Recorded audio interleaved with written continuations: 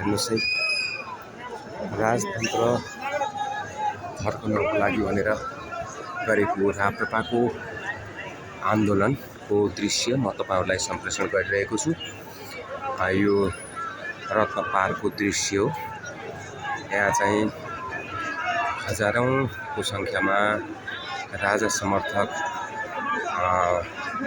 कार्यकर्ताहरू, शुभचिन्तकहरू यहाँ उपस्थित हुनुभएको छ।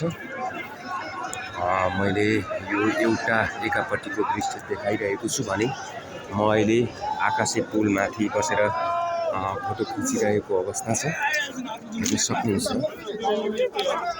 चारैतिर त्यस्तै दृश्य देख्न सकिन्छ। दर्शकवृन्द हेर्न सक्नुहुन्छ यतापट्टि यो रानीपोखरी साइड भयो।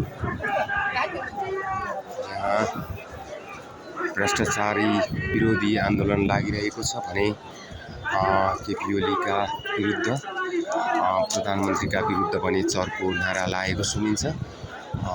प्रधानमन्त्रीको विरुद्ध मात्र नभएर यहाँ चाहिँ हरेक दलका शीर्ष नेताहरूको विरुद्ध नारा जुलुस गर्दै हुनुहुन्छ।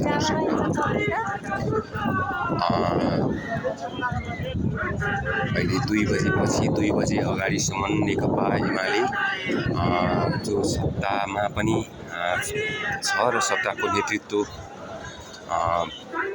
गरिरहेको पार्टी हो, उहाँको अध्यक्षको हैसियतले प्रधानमन्त्री केपी ओलीको ठाडो निर्देशनमा आज दिनभरि चाहिँ 2 बजेसम्म काठमाडौँ युवाहरूको नियन्त्रणमा हुनुपर्छ भनेर जुन अभिव्यक्ति दिनुभएको थियो, त्यही बमोजिम उहाँहरू उपस्थित हुनुहुन्थ्यो भने अहिलेको यो दृश्य हेर्दा लाग्छ राजाको पक्षमा, यो आन्दोलनको पक्षमा निकै ठुलो जनमानस यहाँ उपस्थित रहेको छ। दर्शकवृन्द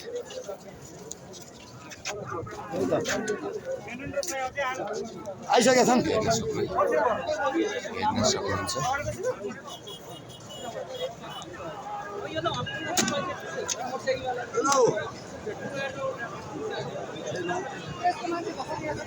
हेलो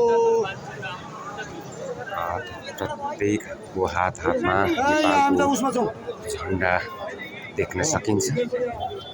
यहाँ सरकार विरुद्ध चर्का नाराबाजीहरू गरिरहेको सुनिन्छ। दर्शकवृन्द यो जुन राजतन्त्र पक्षधरहरूले गरिरहेको आन्दोलनमा जुन आज देखिएको यो दृश्यले पक्कै पनि सत्तामा बसेकाहरूलाई केही न केही भए पनि ढ्याङ्ग्रो ठोकेको अवस्था चाहिँ छ।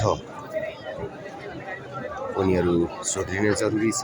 सुध्रेर राज्य सञ्चालन गर्नुपर्ने अवस्था प्रष्ट बुझाउँछ। दर्शकवृन्द यो अवस्थाले, आजको यो दृश्यले चारैतिरबाट जुलुसहरू आइरहेका छन्। यो रत्न पार्कमा केन्द्रित भएको देखिन्छ। रत्न पार्क लगभग पूर्ण रूपमा उनीहरूको कब्जामा रहेको छ यति बेला। धन्यवाद।